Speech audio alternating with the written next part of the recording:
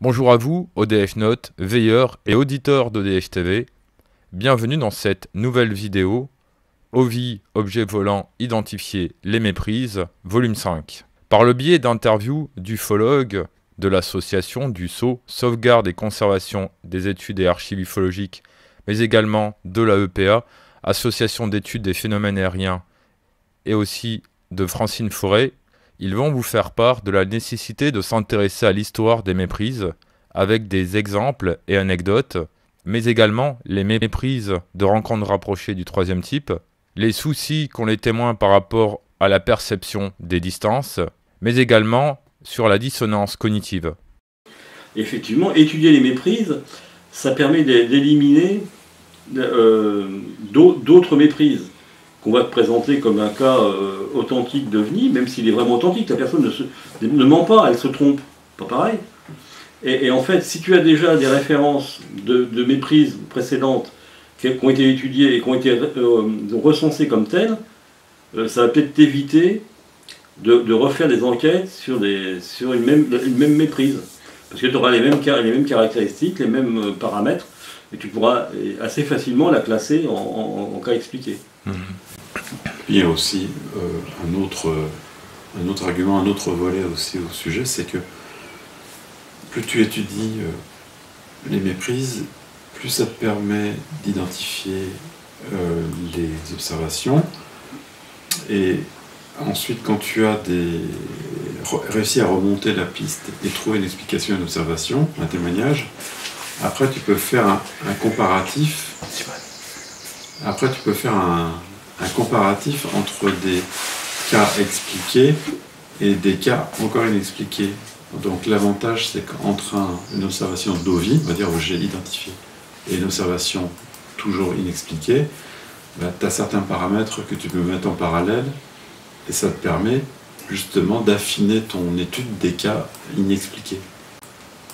Donc pour moi, c'est un grand intérêt de faire de l'étude des méprises possibles et certaines, parce qu'il y a, dans notre domaine, on peut parler de deux types de méprises, grosso modo, les certaines où on a des preuves claires et nettes d'erreur, et les méprises potentielles ou possibles, où dans ces genres de cas, il pourrait arriver que ces objets ou ces phénomènes déclenchent une méprise chez un témoin.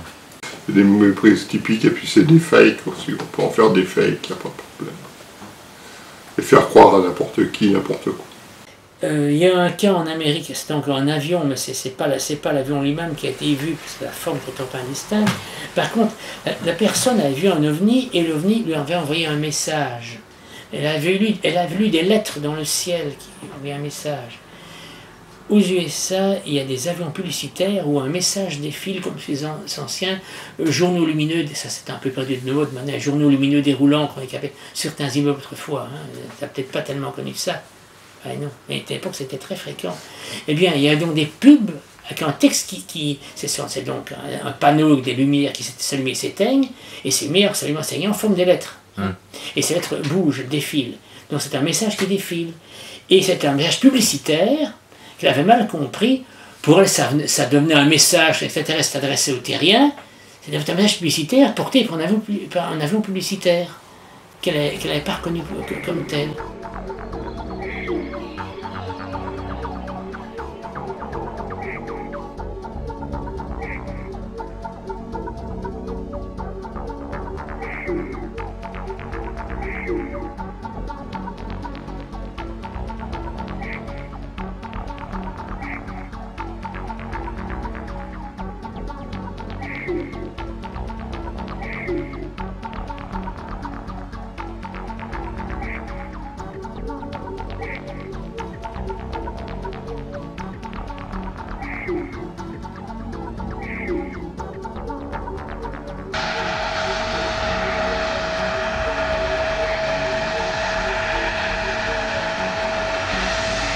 Maintenant, il y a des méprises avec les lanternes thaïlandaises.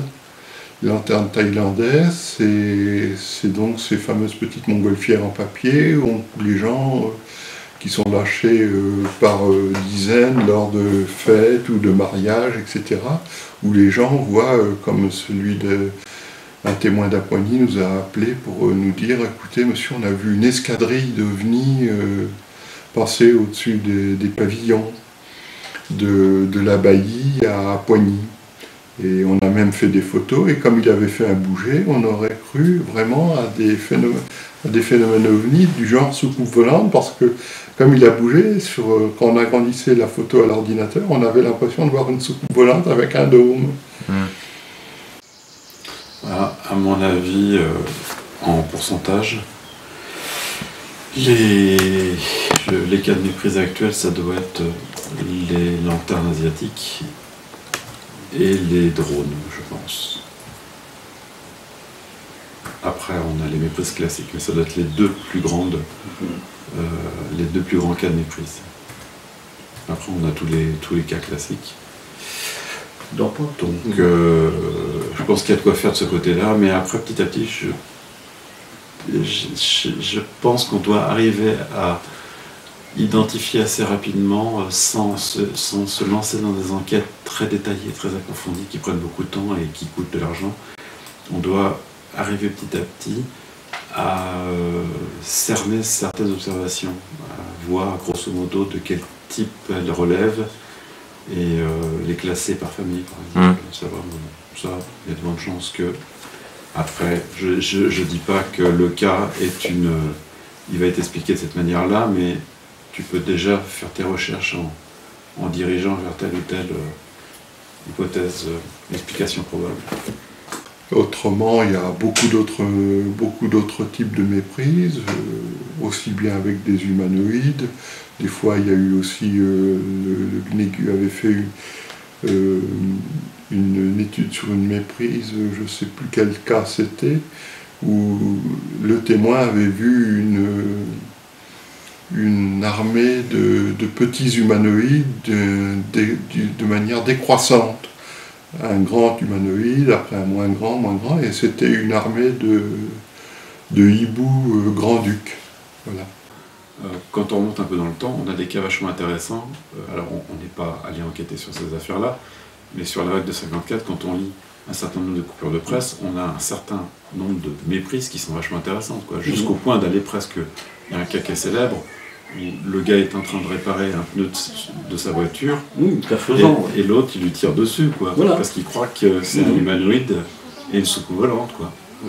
Et il y a aussi une couleur de presse qui est célèbre sur la règle de 54, où il y a tout un village qui se monte la tête et qui croit qu'il y a un débarquement d'extraterrestres. Finalement, ce sont des arbres qui sont emmaillotés. Oui, il y a ça aussi. Et puis, ils y vont à plusieurs aussi, c'est pareil. Oui, mais il y en a, là, je l'ai retrouvé, là. C'est... en fait, tout un village est pris de panique parce qu'il y a des soucoupes. En fait, ce sont les... à l'époque, enfin on en trouve encore beaucoup aujourd'hui, donc sur les lignes à haute tension et les lignes électriques, il y avait des trucs en verre, là. En fait, je ne sais plus comment ça s'appelle. Et ces parties en verre reflétaient des... Je ne sais pas si c'est la lune ou je sais pas quoi, ou les lumières du village, je ne sais pas trop. En fait, c'était que ça, mais tout le village était en panique. Une anecdote à ce propos, c'est un cas d'OVNI où c'est pas un cas important, mais il me vient à l'esprit, quelqu'un a dit avoir vu des ovnis parce qu'il y avait là, il ne pouvait pas se rendre au lieu, justement, il y avait un obstacle sur la rive d'en face d'un ruisseau, il y avait donc une zone boisée, et dans cette zone boisée, il y a deux lumières qui se déplaçaient, n'est-ce pas, près du sol, pas au sol, mais près du sol, une blanche et une jaune. Et ça ne pouvait pas être une voiture parce que, un, il n'y a pas de chemin à cet endroit, et deux, l'une lumière était blanche, l'autre jaune. Bon, objection à votre honneur, je propose une hypothèse, on ne peut pas vérifier tant d'années après, c'est qu'il pouvait y avoir un chemin qu'un 4x4, peut-être pas un chemin, une voiture passée, il pouvait y avoir un sentier assez large pour un 4x4 puisse y passer. Ça, personne n'allait vérifier à l'époque, bien sûr, parce qu'on était convaincu que c'était un ovni. Ou peut-être deux extraterrestres avec une lanterne, je ne sais pas, mais enfin, c'était extraterrestre de toute façon dans l'esprit de celui qui rapportait le cas. Il peut y avoir un chemin où un 4x4 pouvait passer, Et puis quant au feu blanc et au feu jaune, c'était à peu près l'époque où on passait des feux jaunes au feu blanc en France. Et moi j'ai vu à plusieurs reprises des voitures avec un feu blanc et un feu jaune à l'époque. En plus, sous certains angles, un feu ne peut pas être blanc et l'autre ne peut pas être jaune, en plus. Il n'est même pas nécessaire qu'il y ait un feu blanc et un feu jaune. Bon, petite parenthèse pour montrer le type de confusion qui peuvent se poser. Mais là, bien sûr, on ne saura jamais le fin mot. J'ai lu ça, c'est longtemps après. Mais pour dire qu'il y a des cas où une explication vient à l'esprit qui est vraiment banale. Et une fois, c'est pas prouvé, mais encore une fois, méthode scientifique du principe d'économie, si on peut expliquer par une hypothèse simple, c'est celle-là qu'il faut choisir.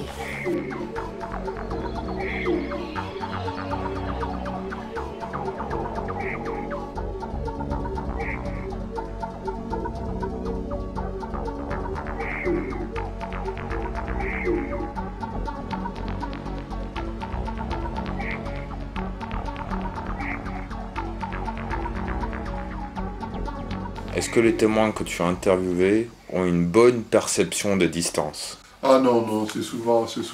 alors ça, il y a souvent des problèmes. J'ai vu un témoin qui m'a dit... j'ai vu... c'était pas dans Lyon, hein, c'était un autre cas. Hein, c'était dans une autre région, je crois que c'était pas loin de la région parisienne ou un truc comme ça. Il m'a dit j'étais dans un chemin et j'ai vu à 1 kilomètre de moi 2 petits bonshommes verts. Déjà il les a vus verts, tu sais, à 1 kilomètre, hein, pour voir déjà la couleur, avec des oreilles pointues, à 1 kilomètre. Alors, ben, non, ils étaient petits, ils étaient petits. Non, les oreilles. Oui, les oreilles, touchées par terre, oui.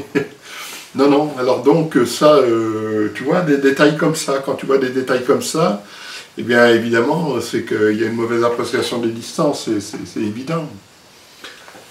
Voir des oreilles pointues à 1 kilomètre de distance, déjà à 500 mètres, ouais, c'est... Voilà, oui, ça arrive souvent, hein, ça. Surtout de nuit. Hein. De nuit, ils n'arrivent pas à faire... ils n'arrivent pas à avoir des bonnes distances. Par exemple, quand tu leur dis, ils voient des phénomènes, ou par exemple des lanternes, ils voient une lanterne thaïlandaise, ils font une confusion avec une lanterne thaïlandaise, ils vont te dire, ah ben c'était à la hauteur des étoiles.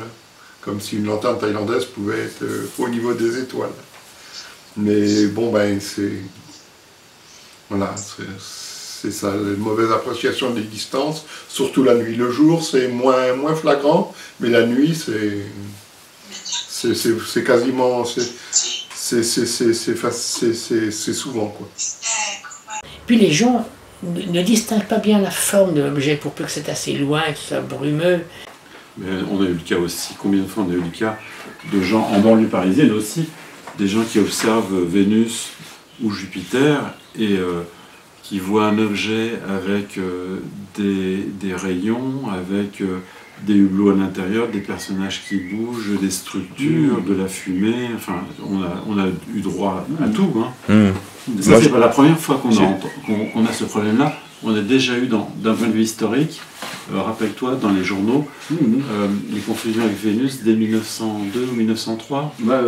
Paris, Cherbourg. Cherbourg en 1905. Voilà, c'est un cas célèbre, ça. Oui, complètement. Et qui a plus de 100 ans, quand même, ce cas de méprise. C'est vachement intéressant. 1905. C'est quoi ce cas, là? À l'époque, on ne parlait pas d'OVNI. Hein. Mais les gens voyaient un vaisseau, ils voyaient quelque chose qui était dans le ciel. Non. Dans le bouquin de Thierry Pavilic, le collectif, dans un des chapitres que j'ai écrit, à la fin, il y a un article extrait de l'astronomie, donc du début du XXe siècle, de 1910-1915 par là, à peu près, où il y a plein justement, ils ont fait un article sur les confusions avec Vénus, que les gens prenaient pour des dirigeables à l'époque, et tiraient dessus. Voilà, déjà. Voilà. Donc ça, tu t'imagines quand même, aller tirer sur Vénus, ça veut dire que il y a un problème de perception et un problème d'illusion optique en même temps. Ouais. Ça, c'est le livre de Alan Hendry. C'est un livre que tout ufologue devrait lire. C'est en anglais, mais lecture néanmoins obligatoire à mon sens. C'est un livre où il expliquait des tas de confusions qu'on n'avait pas songé. que quand on fixe quelque chose, on peut finir par voir des détails imaginaires. Peut-être pas tout le monde. Hein. Il y a des gens qui ont une imagination plus riche que d'autres. Comme je disais tout à l'heure, l'imagination, c'est une qualité, mais ça peut avoir son côté obscur. On peut voir des choses qui n'existent pas. Il y a quelque chose qui est connu, en psychologie, ça s'appelle la dissonance cognitive.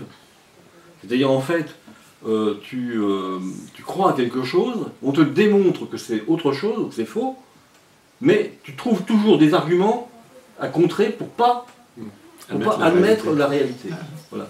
Et c'est ça, ton bilan barois, c'est ça. Le mec leur dit que c'est une voiture, eux ils disent non, c'est pas une voiture. Et dans le cas de Saint-Florentin, c'est pareil. Oui, ça c'est la Lune, mais c'est pas ça qu'on a vu. Ils veulent continuer à croire à ce qu'ils ont vu, même s'ils ont eu peur. Pourtant, Saint-Florentin, c'est la panique dans la bagnole. Même s'ils ont eu peur, on leur montre qu'ils se sont trompés, ils ne veulent pas l'admettre. Et donc derrière, il y a diverses raisons. Il y a peut-être le fait qu'ils ne veulent pas remettre en cause leur propre témoignage parce que ça voudrait dire qu'ils ne sont pas fiables, ils ne veulent pas admettre qu'ils se sont trompés.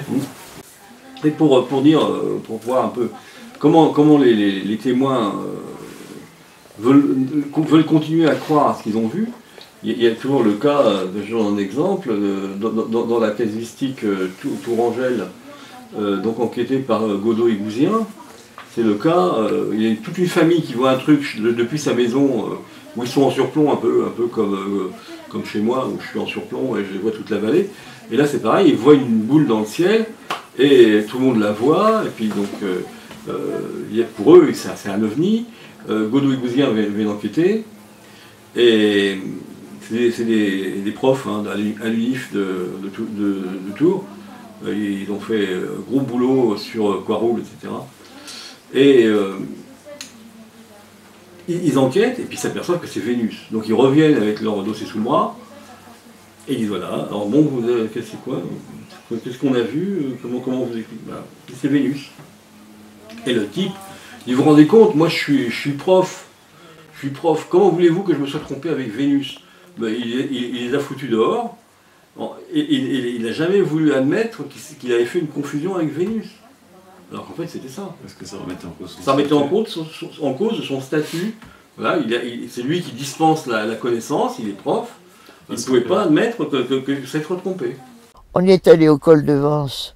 L'endroit est merveilleux, c'est déjà ça. Je me suis demandé, quand on est allé au col de Vence, et les gens qui étaient là, qui avaient fait des observations, n'avaient pas fait de confusion avec des lumières, avec d'autres choses. C'est facile de faire des confusions. Oui, ce monsieur qui voyait passer l'avion de ligne, il dit ah voilà la soucoupe. Je crois qu'il peut y avoir des confusions, mais ce qui nous a intéressé avec mon mari, c'est plutôt les atterrissages et quand la soucoupe repart. Parce qu'un météorite descend mais ne remonte pas. Et donc, il y a un peu de tout, il y a un peu de tout. On peut faire des méprises avec tout. Il y a encore beaucoup de choses à vous partager vis-à-vis de l'histoire des méprises, comme également l'influence des émotions au cours d'une observation. En voici un extrait.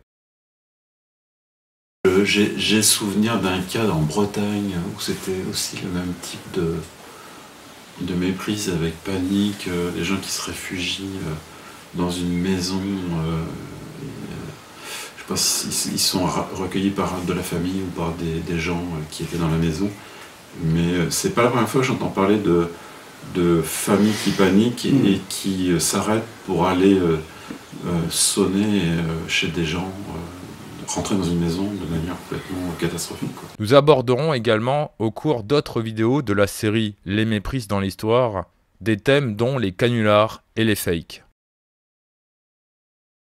Est-ce que tu es tombé sur des gens qui t'ont fait des canulars sciemment et qu'il t'a fallu beaucoup de temps avant de te rendre compte que c'était effectivement des canulars? Ah ben j'ai eu un canular là à Montigny-la-Reine. Oui, mais il te parle parce que là, le canular, tu l'as su vite. Oui, on l'a su assez vite, oui. Un canular que j'ai su plus tard. Oui, en mettant, je sais pas, peut-être en revenant sur l'enquête, Non. Chose qui t'aurait pris plusieurs mois, quoi. Oh non, pas plusieurs mois, non. Ceux que j'enquête, je m'en aperçois assez rapidement. Ou alors j'ai des canulars, mais le gars il rigole tout de suite au téléphone, on comprend tout de suite de quoi il s'agit. Ça s'arrête tout de suite, et généralement c'est des ados ou des trucs comme ça. Et les canulars sur lesquels tu tombes, c'est surtout des canulars via le téléphone? Oui, c'est souvent ça, oui. Ou celui de Montigny, c'était par l'intermédiaire de mail. Voilà, c'est la fin de ce 5e épisode sur Oville et Méprise. Je tiens à remercier toutes les personnes qui nous ont aidés à faire cette vidéo, notamment tous les veilleurs. Nous aborderons donc d'autres thèmes dans quelques mois sur les méprises, donc comme je l'ai dit, influence des émotions au cours d'une observation, les canulars, les fakes, etc. Soyez très vigilants, n'oubliez pas votre appareil photo numérique muni d'une bonnette à réseau de diffraction, la station météo, et à très bientôt sur DHTV.